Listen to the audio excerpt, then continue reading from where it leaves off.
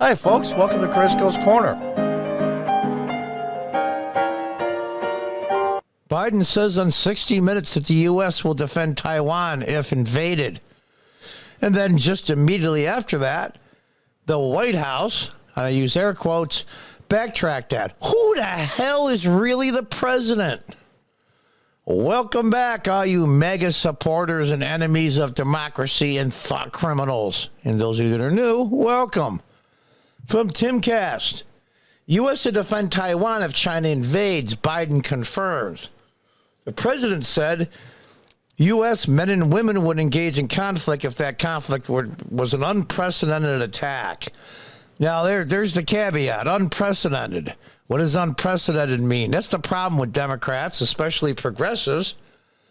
You can never pin them down on anything, and that's by design, of course. What's unprecedented mean?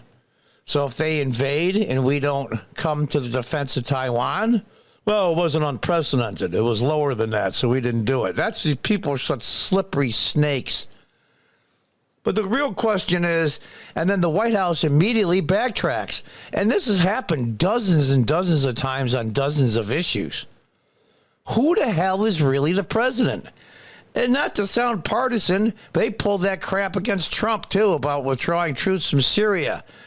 When they said there was only 400 and there were several thousand, and the Pentagon lied to the executive, the commander-in-chief, concerning withdrawals. He is the commander-in-chief. If he wants to withdraw troops, he or she withdraws troops, period. So maybe Eisenhower was right. After all, those of you that are younger, go on YouTube and put Eisenhower military-industrial complex and see what comes up. Let's read on. Oh, by the way, I have a very short, what they call a YouTube short. It's kind of comical on this interview. If you see it, click on it. It's less than a minute long. It's a spoof, of course. On CBS Thursday episode of 60 Minutes, President Biden confirmed the United States would defend Taiwan if China invaded. Host Scott Pelley asked the president what Chinese President Xi Jinping should know in regards to the U.S. commitment to Taiwan.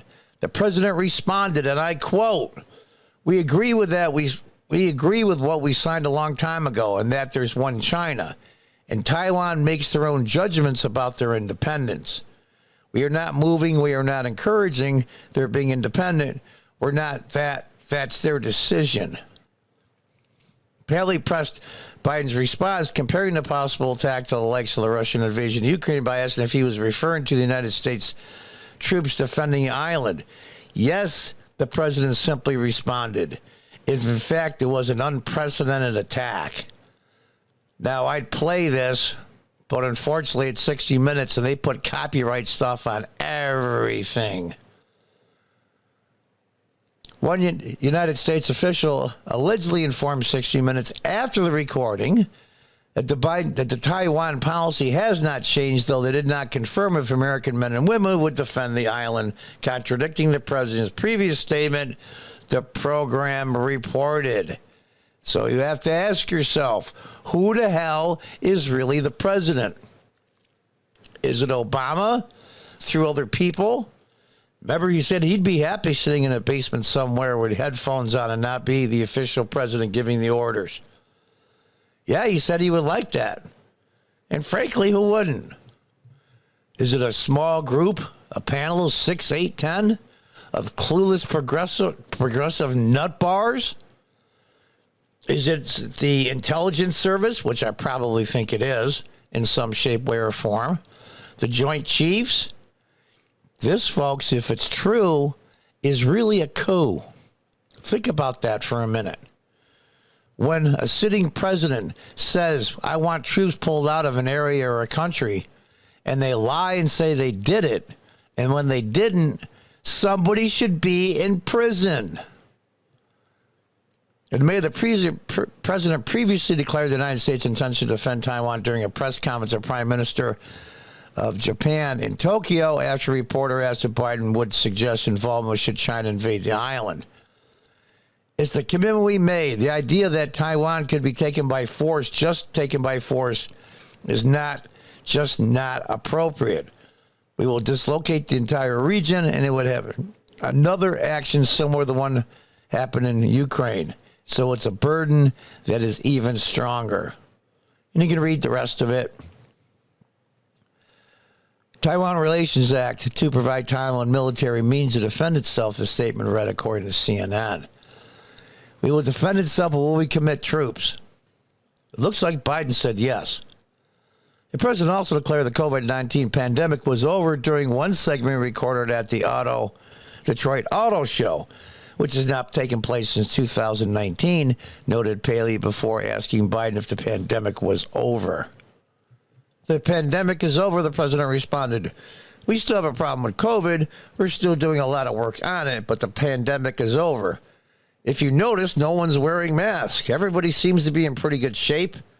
So I think it's changing. And I think there's a perfect example of it.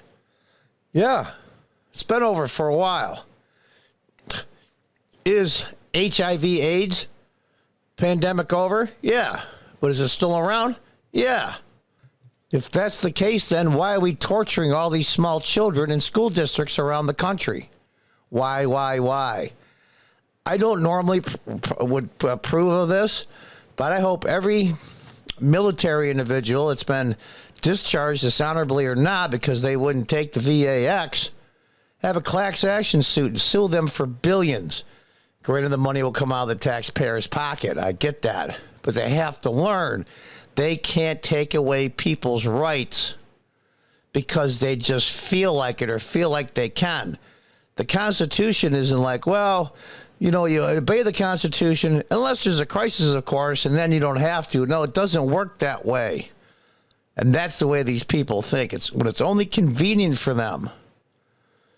The president remarks on the pandemic reportedly is surprised to two anonymous senior health officials, the Washington Post reported.